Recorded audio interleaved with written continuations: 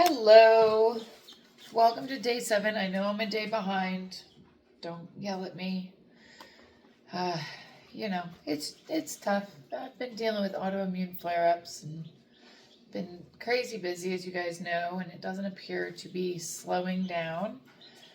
I am planning a trip out to Maryland for prosthetics, as well as I have to go pick up Bodie, who's a service dog in training that I've been training for a friend and a client of mine.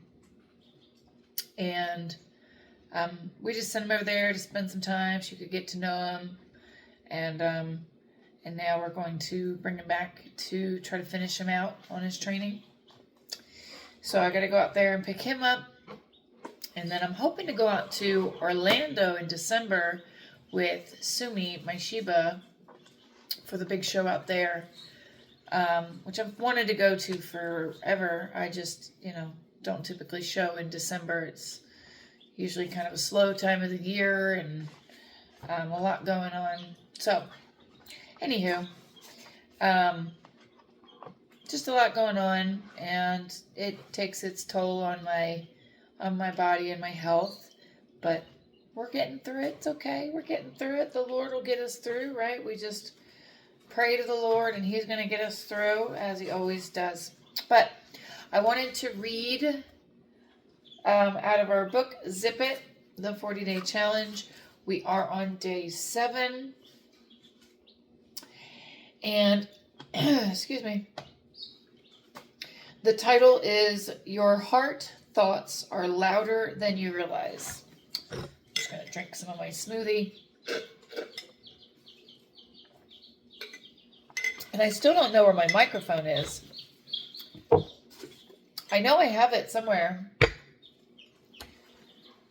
It's around. I need to go search the trailer.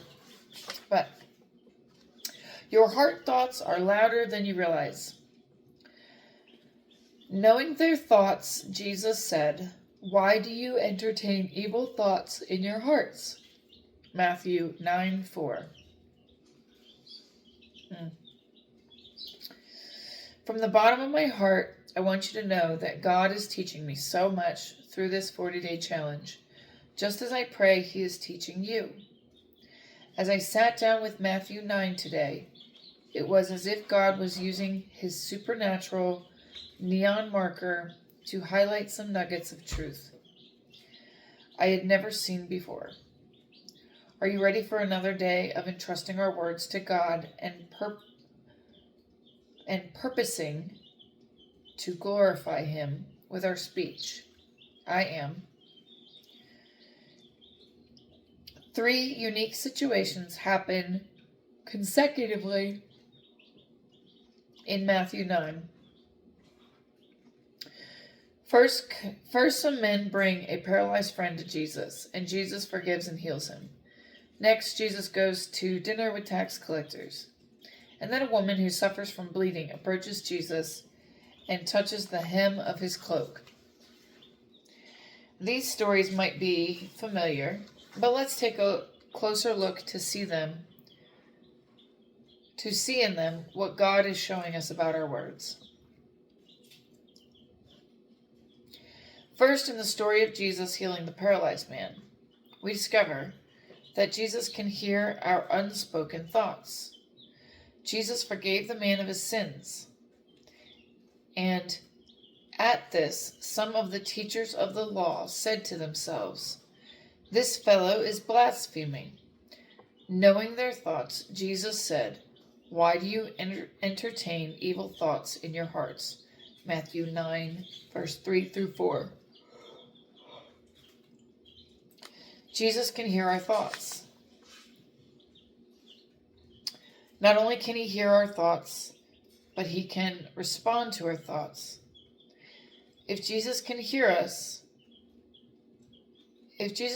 think, "I hate this," or "I quit," or "I'm not sure I like her very much," with what words do you think Jesus would respond?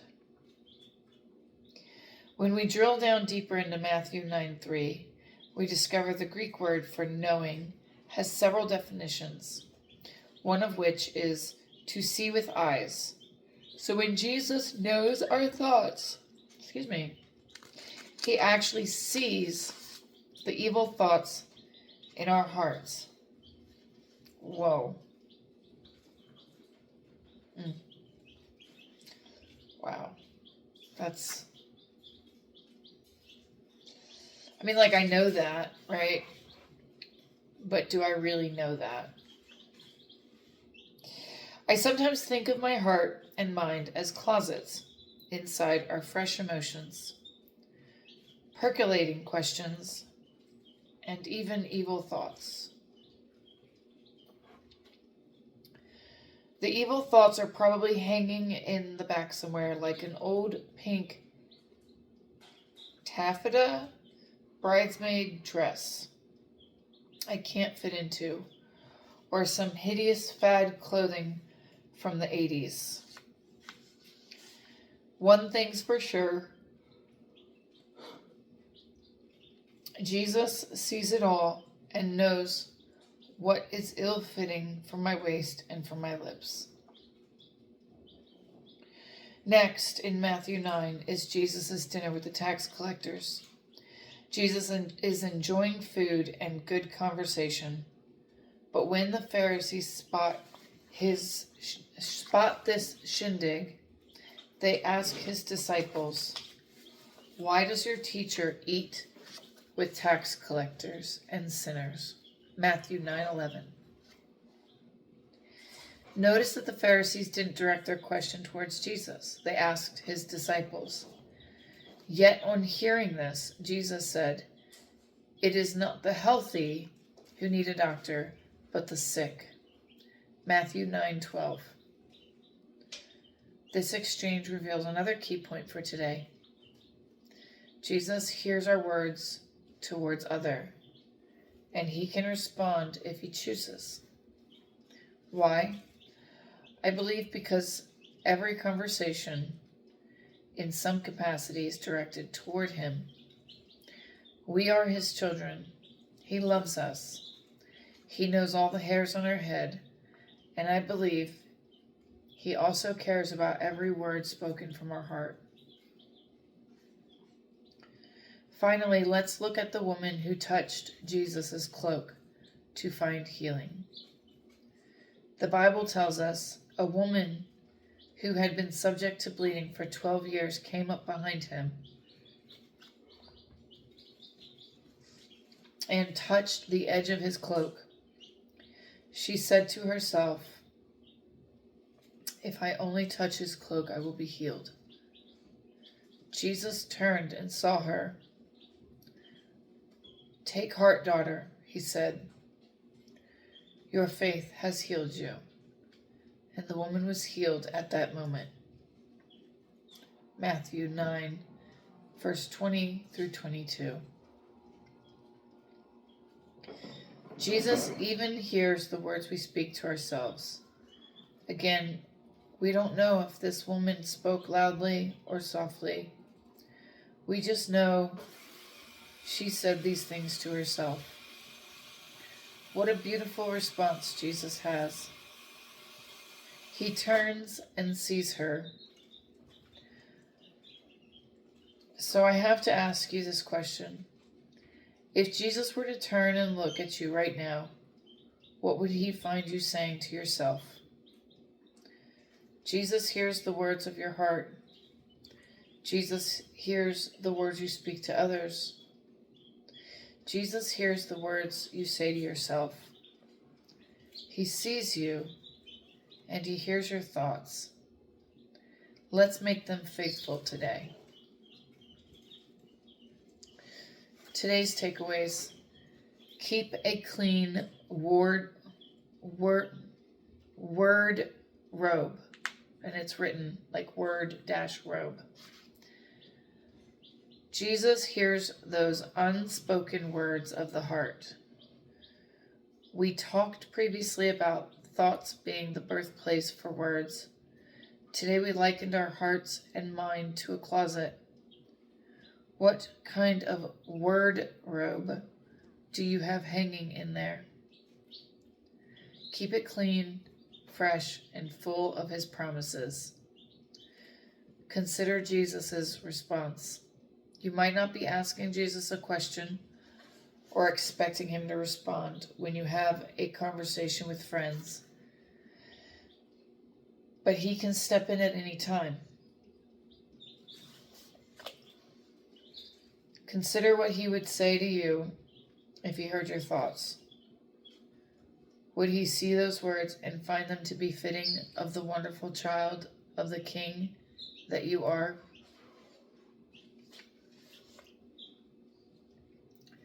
Lesson for the lips.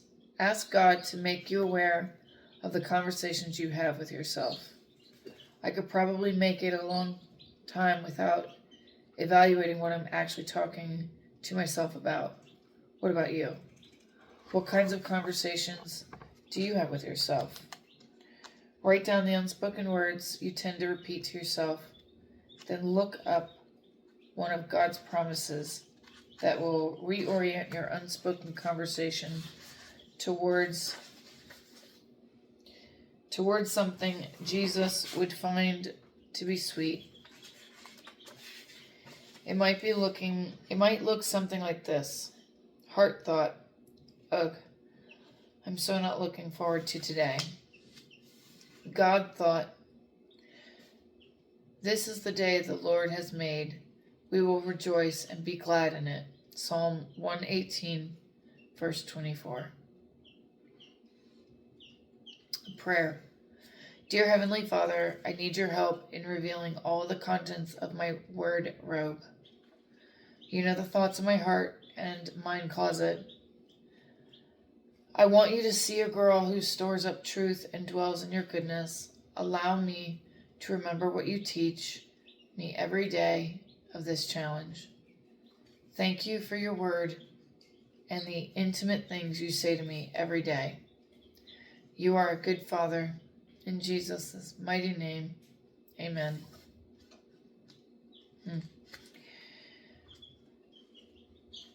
That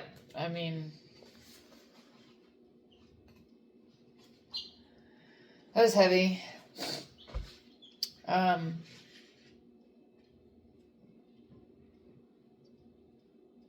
have all kinds of conversations with myself throughout the day. And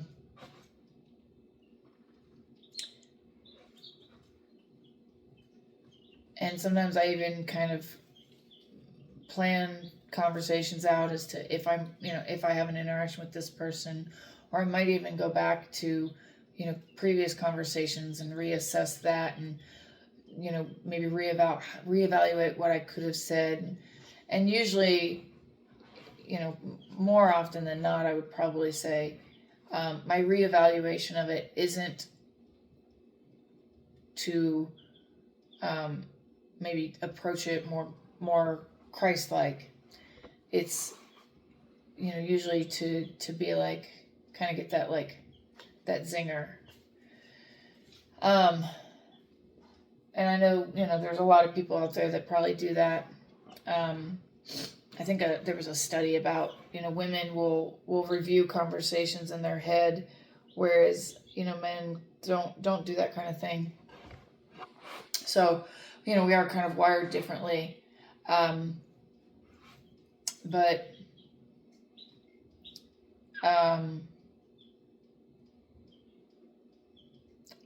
I know that sometimes I might kind of get myself worked up over this non-existent conversation that's just happening in my head. And whether that's what leads to me and my negative self-talk, or if my negative self-talk kind of leads me into this other, these other nonsensical conversations. I do have a lot of negative self-talk where I'll kind of put myself down, like, oh, stupid.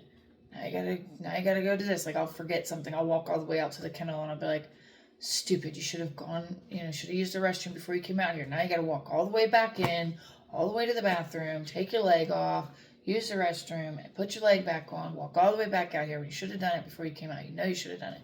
And I'll put myself down for it. or, maybe I forgot my phone. Oh, now you got to go back and get your phone.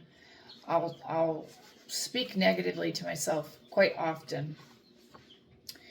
And I've tried to change that on some level. Instead of calling myself stupid, I'll be like, oh, you're so silly. And then the word is different, but is my heart different? Probably not, right? Because if I was saying that about myself previously, did I change my heart on it yet?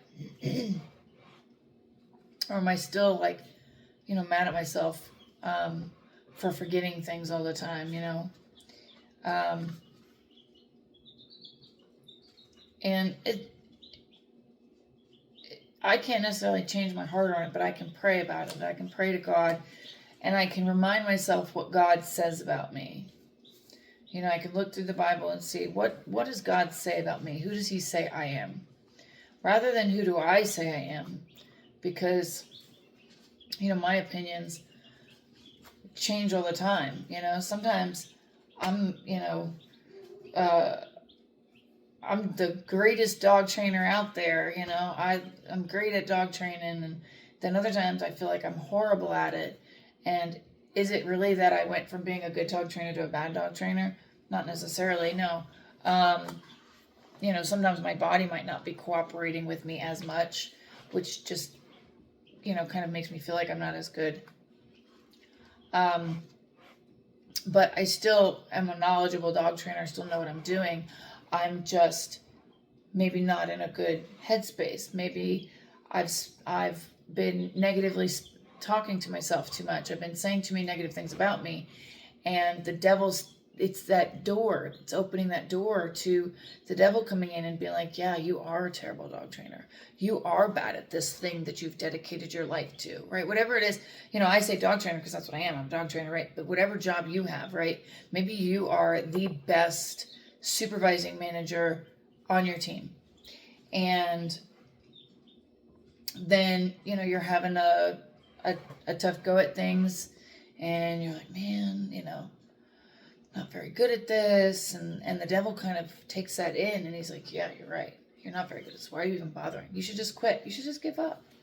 The number of times I've been like, you know what, I don't know why I'm doing all this, I don't know why I have all these dogs, I don't know why I do all this, it's so hard, it's hard on my body, oh, I'm disabled, and I just am not as capable as I used to be, and the reality of it is that none of that's true, and I know that it's not true when I am not getting down on myself, when I'm not letting the devil sneak in and say his awful things.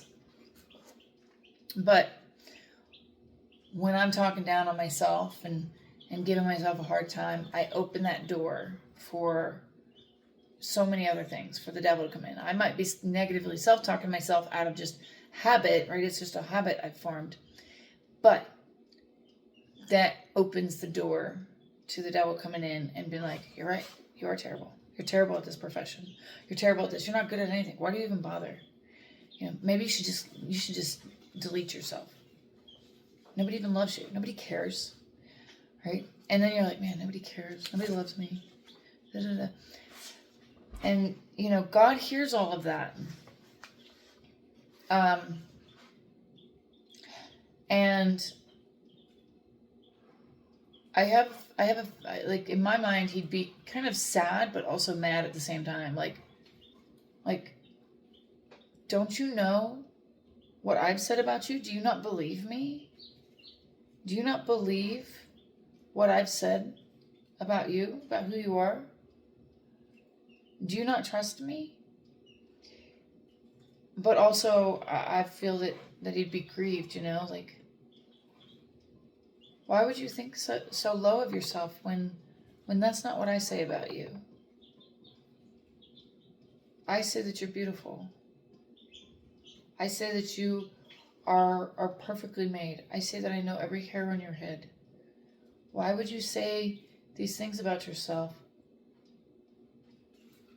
when they're not true? But then, like I said, also kind of mad about it. Like, do you not believe me? And so as I'm reading this, that's kind of what came over me, is, it's not that I don't believe, I mean, I guess on some level it is, right? Do I believe what God has said about me? And I know that God is truthful. I know that he doesn't lie. I know that he knows everything. But do I let other things kind of stand between me and what he says, who he says I am? And so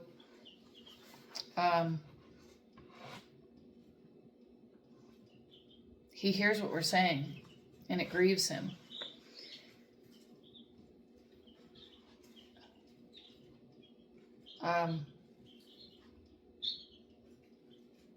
He hears what we say about others, and it upsets him.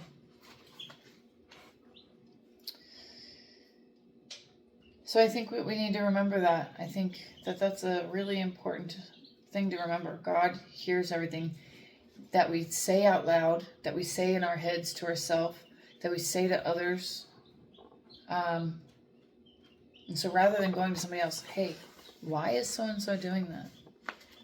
Maybe go to them, hey, I just was curious, why you're choosing to do this thing, or whatever it is. Go to them instead of talking behind their back. I think that's something we could all remember. And I think in this day and age where there's a lot of contention in the country, across the world, but I'm an American, so we'll stick to the country. In this country, I think there's a lot of contention, and people are saying awful things about others. Oh, that person's evil because they have a different opinion and belief than I do.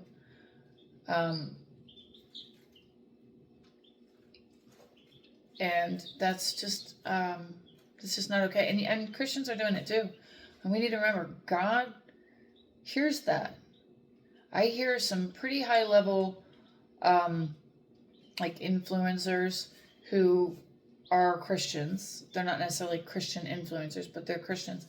And they'll fold in some of their Christian beliefs into what they're commentating on the political side of things. And they'll say, that person's just evil. And I'm like, is that, I feel a conviction on my heart when I hear people saying that kind of stuff. And so I have to wonder, is that really what God would want us to be saying? Is that really Christ-like? And so I think it's important for us to remember what we say about ourselves, what we say about others to other people, what we say in our heads. It's a reflection of our hearts. And I think we could all stand